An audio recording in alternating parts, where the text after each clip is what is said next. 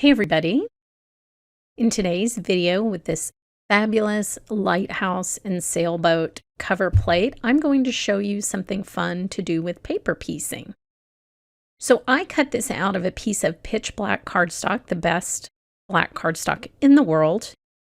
And as soon as it went through my die cutting machine, I stuck my Misty sticky mat to the back. And I'm using my reverse action tweezers to just make sure that each little piece is adhered to that sticky mat before I lift the die off. I do this with paper piecing all the time. It makes it so much easier. And I'm using a coloring book today for the background. I picked a very tight, busy pattern, which is what you'll want. This die is very bold, but you'll still want to see a lot of that pattern in the background. So I just took one of these coloring book pages and ran it through my die cutting machine, took a second sticky mat and put that on the back, and I'm doing the same thing, just lightly pressing down with my reverse action tweezers to make sure that everything is stuck to that sticky mat. This is stickier than press and seal, and so I've come to prefer this as a method for paper piecing. You can move the little pieces around with your tweezers if they're a little bit out of place, but man, does this make paper piecing easier. It's just some of the shapes are kind of weird and it's hard to tell, and if they're just in a jumble on your desk, it's going to take forever to piece your card together. So now remove the main part of the frame. These are sized for A2 cards, so it's going to cover an entire card front. I love that about these dies. It makes just making a full card so clean and easy. It's just one die, takes up the whole space. Now, when you're lifting it up, you want to make sure and not stretch the fibers of the paper in that frame. You don't want to distort it because the pieces that you'll be piecing into it are going to need to fit in that space. And if the paper is stretched, and it can get stretched, then that's not going to work. So make sure you're not stretching your frame.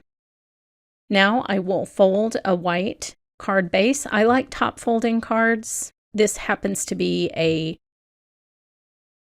vertically oriented cover plate, so that works perfectly for me.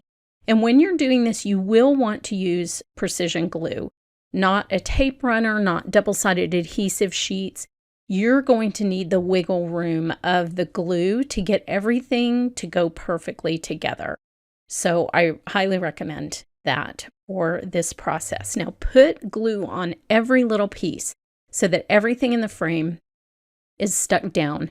It takes a second, but it's very much worth it because you won't have anything sticking up off your card when you are done.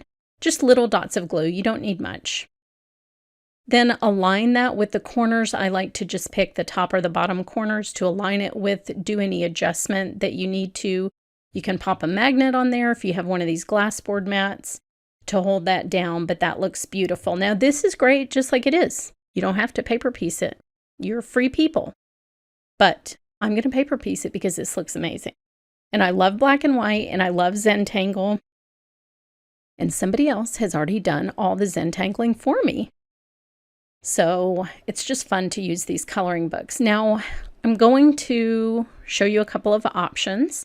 You've seen some beautifully colored versions with this die this month when this die was released, and the team did some beautiful samples piecing ink blended pieces in. You can watercolor, you can do all sorts of things.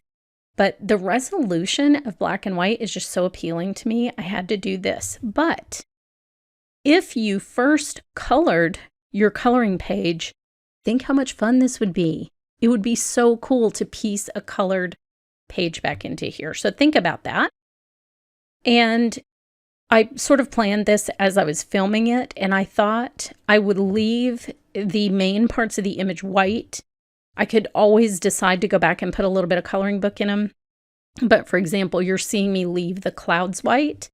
I'll leave the sailboat white. I'll leave the lighthouse white. And then I'll see what it looks like at the end and see if I want to piece the entire thing. Now this piece that I'm holding is the largest piece you're going to have to piece in, so make sure you get glue covering all of it. There's a little skinny bit on the right-hand side of this piece. And I just start at one side, sort of fit those in, and then wiggle that paper around until everything is in there. Then just give it a good press to press it down, and it is good to go. Now, these sticky mats are not so sticky that they'll tear even this very thin coloring page paper. So you don't have to worry about that, but it holds it firmly enough that you can leave it in place while you're piecing. And see how much quicker this is than looking at a pile of die-cut shapes on your desk and wondering what spot they go into. So I can't praise this enough. So I'll pop these in here. Even with them in the right place, you can forget what you're doing and go to put it down in the wrong place. But this just makes it so much easier to find. Now, if you look at this image, you could color block each section of this image. So right now I'm doing the waves. You could just ink blend the coloring page so that the portion that had the waves on it was blue. You could have, a sunset type sky that you ink blended over this pattern. It would just be stunning. I mean, starting with something this detailed gives you so many possibilities for adding color. A little bit of trivia about black and white for you from one of my idols, Edward Tufte. The resolution of black on a white page, meaning printed text like a book, far exceeds, it's actually the highest resolution that you can get visually. So there is no screen in the world that's ever going to give you the resolution of black on a white page. And it's one of the reasons that when you see a really sharp graphic black and white card like this, that you're drawn to it, you're just seeing it better than you're seeing either digital images or images that have color in them. We actually have a little bias in our minds towards color. And so when we see something colored, we actually see the color first. We sort of perceive the color first because it's pleasing to our eye, and then we notice the other details second, like pattern and things like that. I was in lighting for a long time, and when you're in lighting, a lot of your training is about how the eye works.